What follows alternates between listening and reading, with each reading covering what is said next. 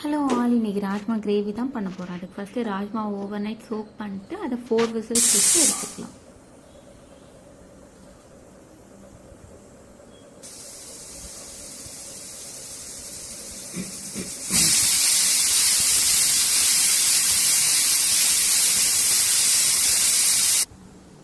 இப்போது வெஜிடபிள்ஸ்லாம் கட் பண்ணிக்கலாம். Onions, tomatoes, அப்புறமா கொஞ்சம் பூண்டு எடுத்திருக்கேன், கொஞ்சம் இஞ்சி எடுத்திருக்கேன்.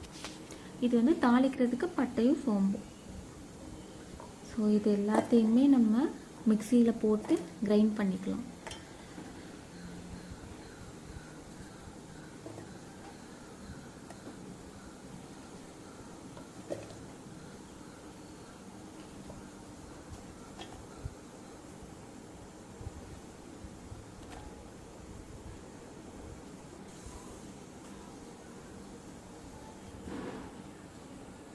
இப்போ ஒரு கடாயில் ஆயில் ஆட் பண்ணிவிட்டு கொஞ்சம் சோம்பு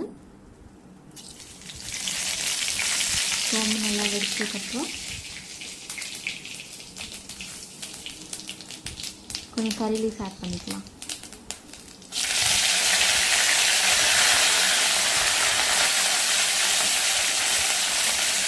இப்போ நம்ம அரைச்ச பேஸ்ட் இருக்குல்ல, அதையும் இந்த ஆயிலோடு சேர்த்து நல்லா வதக்கிக்கலாம்.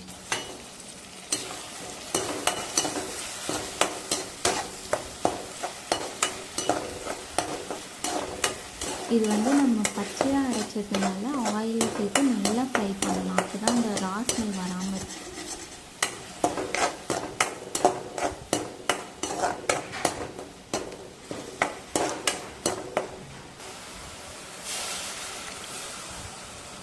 கொஞ்சம் வாட்டராக ஆட் பண்ணிக்கோங்க, இல்லைன்னா அடி பிடிச்சிட்டேன்.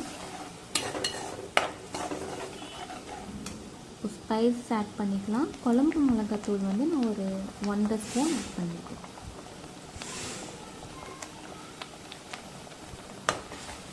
இதையும் சேர்த்து நல்லா கலந்துக்கோங்க.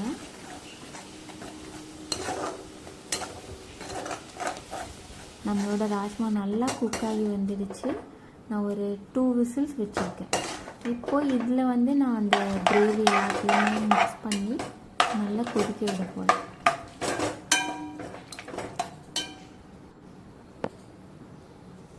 இப்போ நம்ம கொஞ்சம் கோகோனட் பேஸ்ட் ஆட் பண்ணிக்கலாம். கோகோனட் அண்ட் கேஷ்யூஸ் மட்டும் ஒரு 2 கேஷ்யூஸ் எடுத்துருக்கேன். அதை நல்லா பேஸ்ட் ஆக்கிட்டு இந்த கிரேவியோடு மிக்ஸ் பண்ணிட்டோம்னா உங்களுக்கு கொஞ்சம் திக்கான கன்சிஸ்டன்சி வரும்.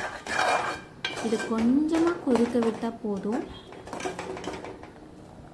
இப்போ கொரியாண்டர் லீவ்ஸ் ஆட் பண்ணிக்கோங்க. அவ்வளோதான், நம்மளோட கிரேவி ரெடி ஆகிடுச்சு.